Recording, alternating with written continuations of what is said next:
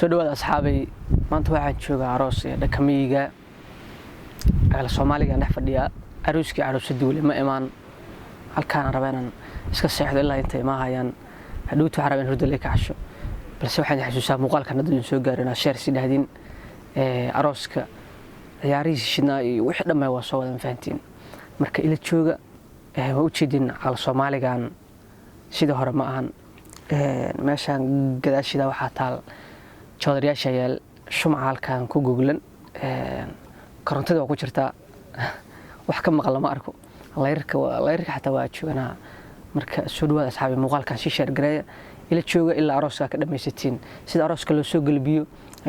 ciyaartii wixii dhamay muuqaal gadaashiisa ay ka daawo doontiin si share gareeya bis like na saar page kana follow dhahdo